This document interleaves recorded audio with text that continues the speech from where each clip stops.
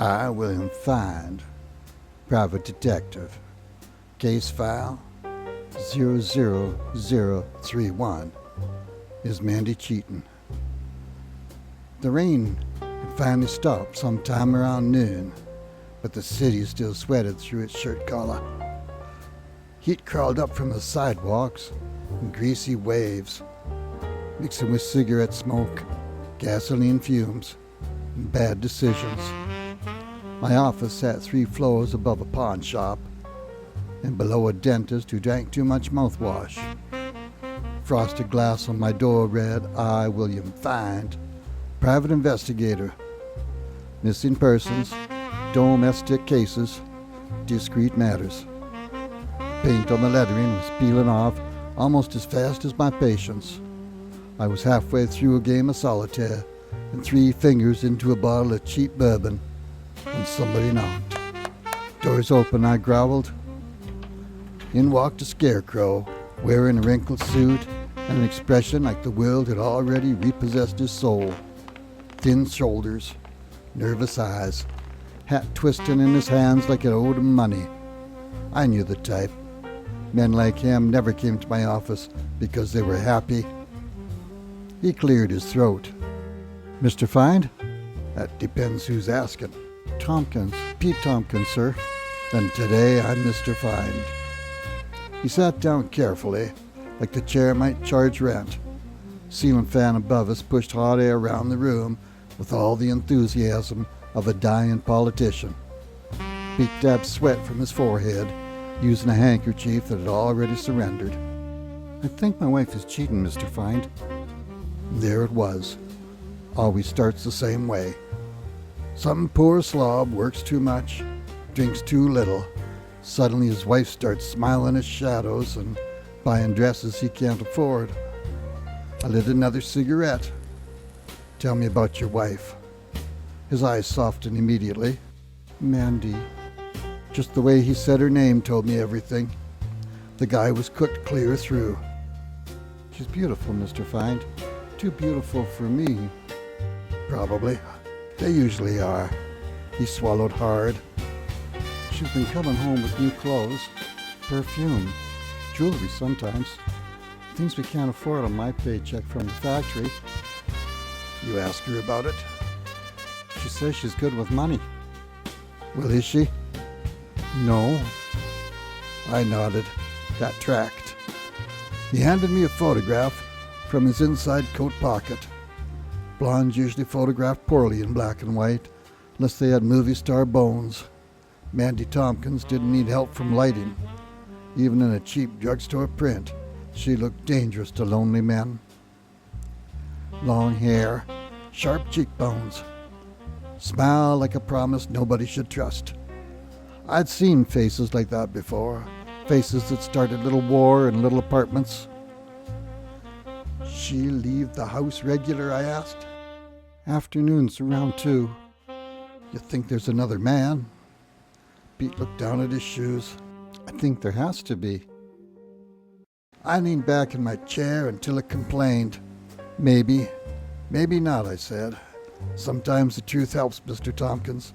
Sometimes it crawls into bed with you and never leaves. No, I need to know. Everybody says that, but nobody means it. The next afternoon, I parked my Dodge half a block from the Tompkins place and waited with the windows cracked just enough to let the smoke out. At exactly 1:47, Mandy stepped outside. Even from a distance, she moved like music. Light summer coat, black heels, stockings that probably caused traffic accidents. Men turned to look at her without even realizing they were doing it. She passed my car without a glance. Good. I hate chasing amateurs. Instead of meeting a man, she waited at a bus stop, climbed aboard heading downtown. That surprised me. Fares usually liked privacy. Downtown liked witnesses. I trailed the bus through the city until the clean storefronts gave way to pawnbrokers, neon beer signs, and hotels that rented rooms by the hour, or by the mistake. Mandy got off near Drake Street. Bad neighborhood. kind of place where dreams went to get mugged. I parked across from a row of shops and I watched her wander the block. At first, it looked random, but after 20 minutes, I realized she was killing time, waiting for something or someone. Finally, she stopped beneath a flickering neon sign, Hotel Drake. Kind of place that rented out rooms by the hour. She went inside. I waited. An hour later, she came back out, calm as church on Sunday, caught another bus home. No mystery man, no hurried lipstick fixes, no guilty glances. Now I was curious. Curiosity is dangerous in my line of work. That's why I charged extra for it. The lobby smelled like old cigars and broken marriages. The skinny desk clerk looked up at me over a newspaper. She just laughed, he said, before I even opened my mouth. I flashed my investigator's license. Where'd she go? The clerk grinned. Buddy, if you don't know already, you're gonna enjoy finding out. He pointed toward a doorway near the back. Music thumped beyond it. I stepped through into darkness, cigarette haze, and the low rumble of male loneliness. The Drake's bar was crowded shoulder to shoulder with working stiffs, drinking away tomorrow's wages. Tired blonde on stage was removing gloves like she blamed them personally for her life choices. I sat at the bar. Bourbon, I said. The bartender poured without asking questions. Good bartenders know silence pays better. I slid Mandy's photo across the counter. You seen her? He laughed immediately. Oh yeah. She meet somebody here? Every guy in the room wishes she would. What's that supposed to mean? He leaned closer. Come back tomorrow around 2:30. Then he walked away smiling. I hate when people know something I don't. Following afternoon, the place was packed, tighter than a priest at confession. Factory workers, salesmen, drunks, lonely old wolves pretending they still had teeth. I took a table near the back and waited. 2:38, the lights dimmed. A voice exploded through the speakers. Gentlemen, put your hands together for the queen of the afternoon shift, Dandy Mandy. The room erupted, and then she walked onto the stage. Pete's little housewife, sweet Mandy Tompkins. And now she wore heels sharp enough to stab a conscience and a short black skirt that made every man in the room forget his own name. The crowd whistled. Mandy smiled. Not nervous, not ashamed. Professional. That's when I understood. No rich boyfriend, no secret affair. The woman had simply figured out there was more money in fantasy than honesty. And brother, business was booming. I snapped photographs while pretending to nurse my drink. Mandy worked the stage like she owned gravity itself. Every movement deliberate, every smile calculated. Some women strip because they're desperate, some because they're trapped.